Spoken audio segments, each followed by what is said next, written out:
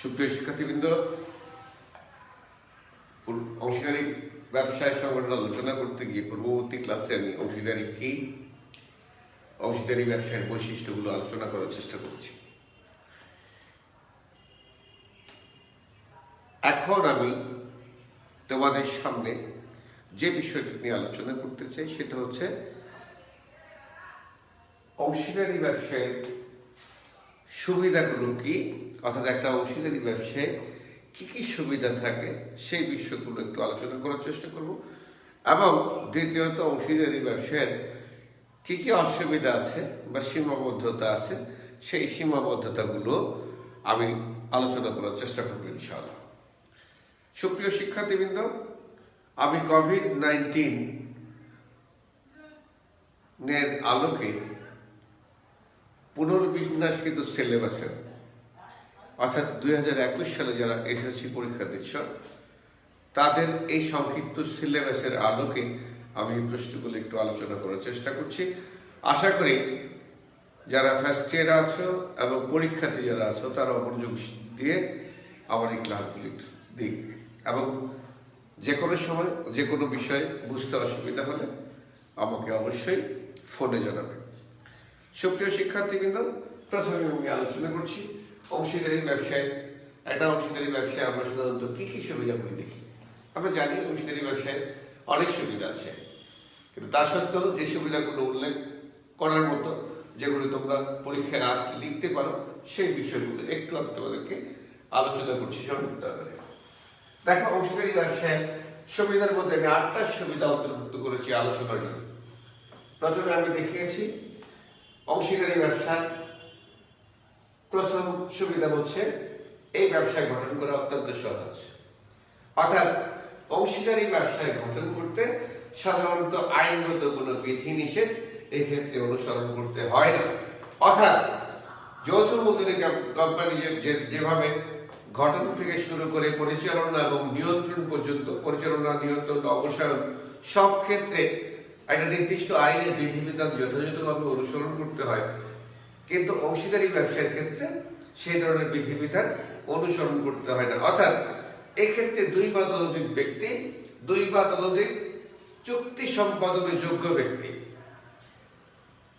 একত্রিত হয়ে মৌখিক বা লিখিত চুক্তির মাধ্যমে মুনাফা অর্জনের উদ্দেশ্যে যদি কোনো ব্যবসায় গঠন করে তখনই তাদের এটা অংশীদারি ব্যবসায় হয়ে যায়। অর্থাৎ এক্ষেত্রে তাদের এই ব্যবসা গঠন করতে হলে আইনের ধারাবাহিকতা, আইনের নির্দেশনা অনুসরণ করতে হবে। শুধুমাত্র বাংলাদেশে বহাল 1932 সালে যে অংশীদারি আইন আছে সেই আইনে নির্দিষ্ট যে কথাগুলি আছে সেই নির্দেশনা অনুসরণ করে 2 বা ততোধিক ব্যক্তি, এক্ষেত্রে সাধারণ অংশীদারি ব্যবসার ক্ষেত্রে 2 থেকে সর্বোচ্চ 20 জন, এবং ব্যাংকিং অংশীদারি ব্যবসা যদি গঠন করা হয় তাহলে সেক্ষেত্রে 2 থেকে সর্বোচ্চ 10 জন ব্যক্তি স্বেচ্ছায় একত্রিত হয়ে চুক্তিতে উপনীত হয়ে এই ব্যবসাটা গঠন করতে পারে। সুতরাং এই ব্যবসায় গঠন করা অত্যন্ত সহজ। এটা হচ্ছে প্রথম সুবিধা।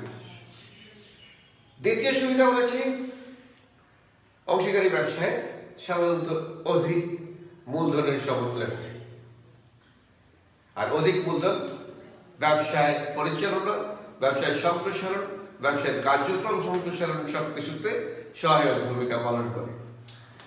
অর্থাৎ এক মালিকানা ব্যবসায় যেমন একজন ব্যক্তির সামর্থ্যের সীমাবদ্ধতার কারণে প্রয়োজনীয় পুঁজি বা মূলধন ব্যবসায় বিনিয়োগ করতে পারে না, কিন্তু অংশীদারি ব্যবসায়ের ক্ষেত্রে একের অধিক সদস্য থাকার কারণে একাধিক ব্যক্তির সামর্থ্য এখানে জড়ো হয়। সুতরাং তাদের এই একাধিক ব্যক্তির সামর্থ্য জড়ো হয়ে তাদের মূলধনগুলিও এক্সপ্যান্ডেড হয়, সম্প্রসারিত হয়, মূলধনের পরিমাণ বৃদ্ধি পায় এবং ব্যবসায়িক ক্ষেত্রটা তাদের অনেক বিস্তৃত হয়। এটা 2 নম্বর সুবিধা। 3 নম্বর সুবিধা হচ্ছে আমি বলেছি অংশীদারি ব্যবসায় দলগত প্রচেষ্টার সমন্বয় ঘটে। দলগত প্রচেষ্টার সমন্বয় ঘটে। দলবদ্ধ প্রচেষ্টা মানে কি?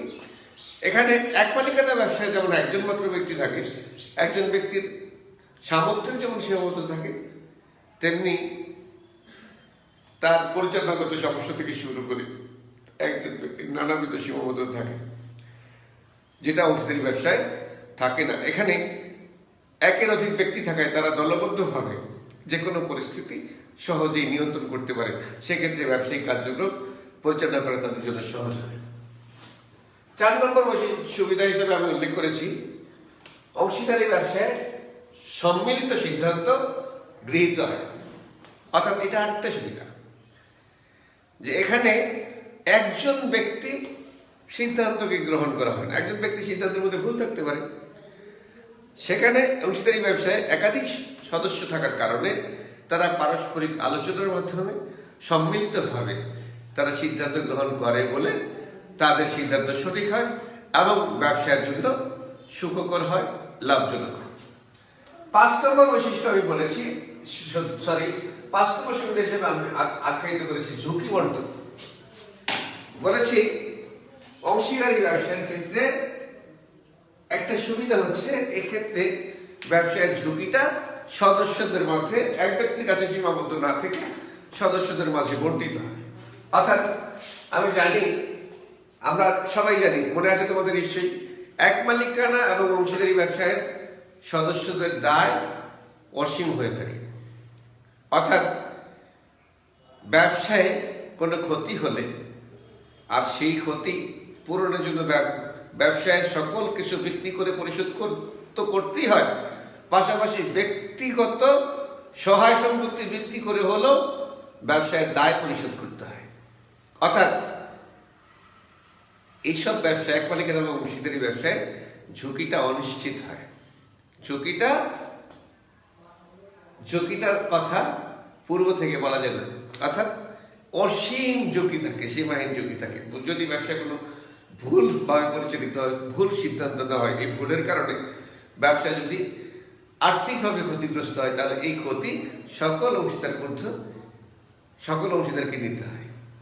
সুতরাং যখন একটা ক্ষতি হয়ে যায়, ক্ষতিটা যখন একজনের মধ্যে সীমাবদ্ধ না থেকে সকল সদস্যদের মধ্যে চলে যায়, স্বাভাবিকভাবেই ঝুঁকিটা নিজেদের মধ্যে বন্টিত হয়। অর্থাৎ একজনের মধ্যে সকল দায় এসে বর্তায় না, সকল সদস্যরা এক্ষেত্রে দায় বহন করে, সুতরাং ঝুঁকিটাও বন্টিত হয়।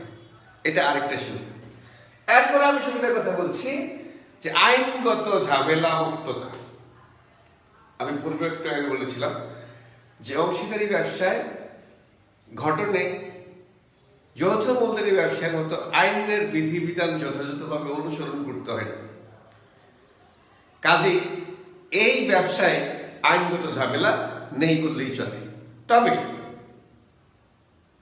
অংশীদারি ব্যবসায় ঘটনের ক্ষেত্রে যদি গ্রাম পর্যায়ে হয় তাহলে ইউনিয়ন পরিষদ, যদি পৌরসভা হয় পৌরসভা কর্তৃক, সিটি কর্পোরেশন কর্তৃক এটা ট্রেড লাইসেন্স সংগ্রহ করে এই ব্যবসা অনায়াসে গ্রহণ করা যায়, গড়ে তোলা যায় এবং এই ব্যবসায় পরিচালনা করা যায়। সুতরাং সঙ্গত কারণেই আমরা বলতে পারি অংশীদারি ব্যবসায় আরেকটা সুবিধা হচ্ছে এই ব্যবসায় আইনগত ঝামেলা নেই বললেই চলে। এখানে আইনের ঝামেলা অংশীদারদের পোহাতে হয় না। এরপরে আমি বলেছি অংশীদারি ব্যবসার আরেকটা সুবিধা হচ্ছে অসীম দায়ের পরোক্ষ সুবিধা।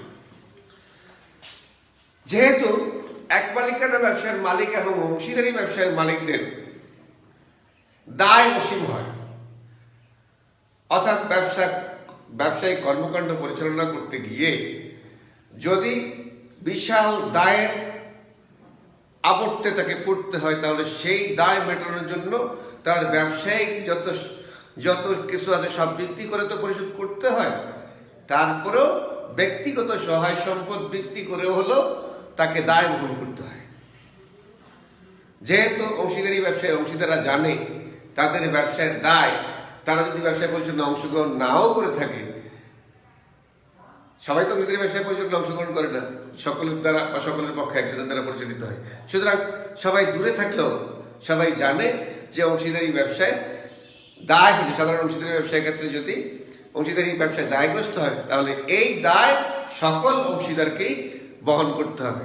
এই কারণে সবসময় অংশীদাররা সচেতন থাকে তাদের ব্যবসায় যাতে কোনো ভুল সিদ্ধান্ত না হয়, ব্যবসা যাতে ভুলভাবে পরিচালিত না হয় এবং ব্যবসাটা যাতে সঠিক নিয়মে সুন্দরভাবে মুনাফা লাভের উদ্দেশ্যে পরিচালিত হয়, মুনাফা যাতে অর্জিত হয়, এই বিষয়টা নিশ্চিত করার লক্ষ্যে তারা প্রত্যেকেই কাজ করে থাকে। সুতরাং এই যে একটা ভয়, এই ভয় অংশীদারকে বাধ্য করে সঠিকভাবে ব্যবসা পরিচালনা করতে। নেক্সট এবং লাস্ট আমি যে সুবিধার কথা উল্লেখ করছি সেটা হচ্ছে অংশীদারি ব্যবসায় জনসংযোগ সুবিধা। আধুনিক যুগে ব্যবসায়িক কার্যক্রমে ব্যবসায় প্রতিষ্ঠান যত বেশি জনগণের কাছাকাছি থাকবে, জনগণের মাঝে সম্পৃক্ত থাকবে, ততই সেই ব্যবসা প্রতিষ্ঠান সফল প্রতিষ্ঠান হিসেবে পরিগণিত হবে। অংশীদারি ব্যবসায় বেশি অংশীদার থাকার কারণে, একাধিক ব্যক্তি থাকার কারণে এই ব্যবসায় পরিচিতি বেশি পায়। তারা সঙ্গত কারণেই জনগণের সান্নিধ্যে সহজেই বুঝতে পারে এবং তাদের প্রচার প্রসার বৃদ্ধি পায়। এই প্রচার প্রসার বৃদ্ধির মাধ্যমে তাদের ব্যবসায়িক সফলতাও নিশ্চিত হয়। সুতরাং এছাড়া আরো কিছু সুবিধা আছে। এই সুবিধাগুলোকে আমরা মূলত এই সুবিধার মধ্যে দিয়ে আলোচনা করি, তাহলে অংশীদারি ব্যবসায়ী সুবিধা চলে আসবে তোমরা পরীক্ষার খাতায়। আমি যে পয়েন্টগুলো দিচ্ছি এই পয়েন্টের আলোকে কথা বলার চেষ্টা করবো ইনশাআল্লাহ। এবার আসি 2 নম্বর যেটা আলোচনা করবো বলেছিলাম, অংশীদারি ব্যবসায়ের সীমাবদ্ধতা বা অংশীদারি ব্যবসায়ের অসুবিধাগুলো কি। দেখো আমি এখানে বোর্ডে লিখেছি, আগে লিখে রেখেছি। অংশীদারি ব্যবসার সীমাবদ্ধতা মানে কি? অংশীদারি ব্যবসা পরিচালনা করতে গিয়ে, গঠন করতে গিয়ে অংশীদারদের কি কি অসুবিধার মুখোমুখি হতে হয়। অংশীদারি ব্যবসায় যদি আমরা বিশ্লেষণ করি তাহলে সেখানে কি কি অসুবিধা বা কি কি সীমাবদ্ধতাগুলো আমরা দেখতে পাবো। আমি এখানে প্রথমে এই অংশীদারি ব্যবসায় যে অসুবিধার কথা বলেছি সেটা হচ্ছে অংশীদারি ব্যবসায় দায় সীমাহীন। অংশীদারি ব্যবসায় অংশীদারদের দায় অসীম, অর্থাৎ একজন অংশীদারি ব্যবসায়ের অংশীদার ব্যবসায়ের যদি কোনো দায় হয় তাই সেই দায়ের ভার তাকে অবশ্যই বহন করতে হয়। আর এক্ষেত্রে একজনের দায় অপর অংশীদারকে বহন করতে হবে। একজন অংশীদারি ব্যবসায়ের একজন যদি দায়বদ্ধ হয়, কোনো জায়গায় দায় হয় ব্যবসায়িক কাজে, তাহলে সেই দায় সকল অংশীদারকে গ্রহণ করতে হয়। আর এই দায়টা কত হবে তা পূর্ব থেকে নির্দিষ্ট থাকে না বলে আমরা বলি যে অংশীদারি ব্যবসায়ের দায় সীমাহীন। অর্থাৎ অংশীদারি ব্যবসায়ীর সদস্যরা তাদের ব্যবসায়িক কর্মকাণ্ডে ভুল করলে, দায়গ্রস্ত হলে সেই দায়ভার সকল অংশীদার বহন করে, ভোগ করে এবং এই দায় পূর্ব থেকে নির্ধারিত নয় থাকে না বলে তাদের দায় অসীম হয়ে থাকে। এটা অংশীদারি ব্যবসায়ের সবচেয়ে বড় অসুবিধা। 2 নম্বর বলেছি অংশীদারি ব্যবসায় আরেকটা সীমাবদ্ধতা হচ্ছে এই ব্যবসায় সিদ্ধান্ত গ্রহণের ক্ষেত্রে বিলম্ব হয়ে থাকে। কারণ একজন ব্যক্তি মাধ্যমে যদি সিদ্ধান্ত নেওয়া হয় তাহলে সিদ্ধান্তটা দ্রুত নেওয়া যায়, যেটা এক মালিকানা ব্যবসায় সম্ভব। কিন্তু অংশীদারি ব্যবসায় একাধিক অংশীদার থাকার কারণে একাধিক ব্যক্তির মতামত গ্রহণে সেক্ষেত্রে সঙ্গত কারণেই সময় বেশি লেগে যায় এবং সিদ্ধান্ত গ্রহণে বিলম্ব হয়, দেরি হয়, যার জন্য ব্যবসায়ী তড়িৎ কোনো সিদ্ধান্ত গ্রহণ করতে পারে না, যার কারণে ব্যবসায়ী অনেক ক্ষেত্রে লাভবানও হতে পারে না। এটা অংশীদারি ব্যবসায়ের আরেকটা অসুবিধা। 3 নম্বর অসুবিধা বলেছি পরিচালনাগত জটিলতা। অর্থাৎ অংশীদারি ব্যবসায় আমি বলেছি সকল অংশীদার, সাধারণ অংশীদারি ব্যবসায়ের ক্ষেত্রে সকল অংশীদার অংশীদারি ব্যবসায় পরিচালনার অধিকার রাখে। সুতরাং সকল অংশীদার বা শুরুতে যদি 2-1 জন অংশীদার ব্যবসা পরিচালনা করে, পরে ব্যবসাটা যখন একটা ভালো অবস্থায় পৌঁছে যায়, সেই অবস্থায় যদি অযোগ্য অংশীদাররাও ব্যবসায় পরিচালনা আসতে চায় বা আসে, তখন ব্যবসা চরমভাবে ক্ষতিগ্রস্ত হয়। অর্থাৎ সবাই ঢালাওভাবে পরিচালনায় অংশগ্রহণ করার অধিকার থাকে বলে এখানে অযোগ্য ব্যক্তিরাও ব্যবসায় পরিচালনা অনেক সময় সম্পৃক্ত হয়ে যায়, ফলে ব্যবসায় ক্ষতির সম্মুখীন হয়। আর এই ক্ষতির দায়ভার সকল অংশীদাররাও ভোগ করে। 3-4 নম্বর আমি বলেছি অদক্ষ ব্যবস্থাপনা। অংশীদারি ব্যবসায় কখনো কখনো এই কারণে, পূর্বোক্ত কারণে অংশীদাররা অনেক সময় অদক্ষ অংশীদারের ব্যবসায় পরিচালনায় সম্পৃক্ত হয়ে যায়, যার কারণে ব্যবসায় তার সামগ্রিক উদ্দেশ্য অর্জনে ব্যর্থ হয়। 5 নম্বরে বলেছি মূলধনের সীমাবদ্ধতা। এটা আরেকটা অসুবিধা। আমি সুবিধায় বলেছি এক মালিকানা ব্যবসায়ের ক্ষেত্রে অংশীদারি ব্যবসায় মূলধনের প্রাচুর্য বেশি থাকে, অর্থাৎ এক ব্যক্তির সামর্থ্যের চেয়ে একাধিক ব্যক্তির সামর্থ্য বেশি থাকে। এটা যেমন বলেছি, এটারই বিপরীত কথা বলেছি যে মূলধনের সীমাবদ্ধতা, অর্থাৎ অংশীদারি ব্যবসায় অংশীদারের কাছ থেকে এই মূলধন সংগ্রহটা এটা নির্দিষ্ট প্রক্রিয়ার মাধ্যমে সম্পাদন করতে হয়, যে কারণে নির্দিষ্ট সময় অর্থের প্রয়োজন হলে এই আদায়গত মানে মূলধন সংগ্রহ করার পদ্ধতিগত অসুবিধার কারণে কখনো কখনো অংশীদারি ব্যবসায় প্রয়োজনের সময় প্রয়োজনীয় মূলধন সংগ্রহ করতে ব্যর্থ হয়, যেটা অংশীদারি ব্যবসায়ের আরেকটা অসুবিধা। এরপরে আমি 6 নম্বর অসুবিধার কথা বলেছি, পারস্পরিক সদ্বিশ্বাসের অভাব। অর্থাৎ অংশীদারি ব্যবসায় যেহেতু চুক্তির উপর ভিত্তি করে গঠিত হয়, সেখানে চুক্তিভুক্ত ব্যক্তিদের মধ্যে পারস্পরিক আস্থা, বিশ্বাস, সমঝোতা থাকা খুবই জরুরি। কিন্তু বাস্তব ক্ষেত্রে আমরা দেখি যে অনেক ক্ষেত্রেই অংশীদারি ব্যবসায় অংশীদারদের মধ্যে পারস্পরিক আস্থা, বিশ্বাসের অভাব দেখা দেয়। এই পারস্পরিক আস্থা, বিশ্বাস বা সদ্বিশ্বাসের অভাবে অনেক সময় অংশীদারি ব্যবসায় পরিচালনা করার ক্ষেত্রে বিভিন্ন অসুবিধা পরিলক্ষিত হয়, যেটা অংশীদারি ব্যবসায়ের আরেকটা অসুবিধা। 7 নম্বর অসুবিধা বা সীমাবদ্ধতা হিসেবে বলেছি অংশীদারি ব্যবসায় স্বাধীন সত্তার অভাব। স্বাধীন সত্তা বলতে ব্যবসায়ের আইনগত সত্তাকে বোঝাচ্ছে, অর্থাৎ যৌথ মূলধনী কোম্পানি যেমন নিজ নামে মামলা দায়ের করতে পারে, পাওনা আদায়ের মামলা করতে পারে, নিজ নামে পরিচিত হতে পারে প্রতিষ্ঠানের নিজ নামে। অংশীদারি ব্যবসায় বা এক মালিকানা ব্যবসায় আলাদাভাবে প্রতিষ্ঠান হিসাবে আলাদা সত্তার অধিকারী কখনোই হতে পারে না, যে কারণে অংশীদারি ব্যবসায় তার ব্যবসায়িক নাম, নিজ নাম, ব্যবসায়িক পরিচয়, ব্যবসায়িক কোনো সত্তা অর্জন করতে পারে না। এটা অংশীদারি ব্যবসায়ের আরেকটা অসুবিধা। অর্থাৎ এক্ষেত্রে ব্যবসায় স্বাধীন কোনো সত্তা থাকে না, স্বাধীনভাবে কোনো চুক্তি সম্পাদন করতে পারে না, যেটা অংশীদারি ব্যবসায়ের আরেকটা অসুবিধা।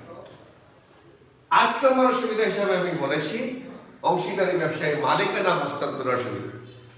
অর্থাৎ চুক্তির মাধ্যমে একাধিক সদস্য একত্রিত হয়ে একটা চুক্তি সম্পাদন করলো, অংশীদার হলো, একটা সময় দেখা গেল তার মালিকানা সে ছেড়ে দিতে চায়, মালিকানা ছেড়ে সে ব্যবসা থেকে চলে যেতে চায়।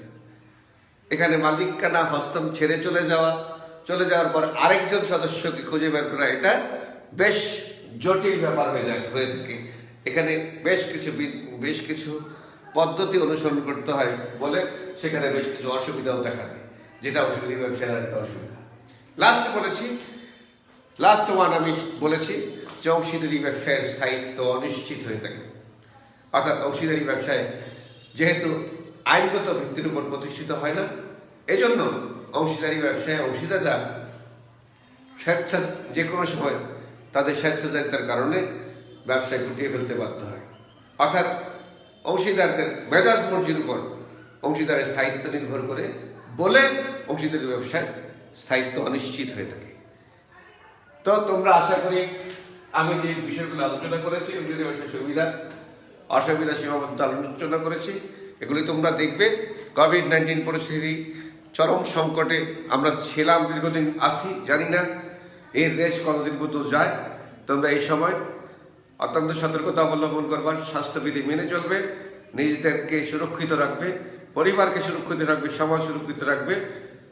এই সুরক্ষিত রেখে পড়াশোনাটাও চলে যাবে, এই প্রত্যাশা রেখে আমি আমার আজকের ক্লাস এখানে শেষ করছি। আল্লাহ হাফিজ।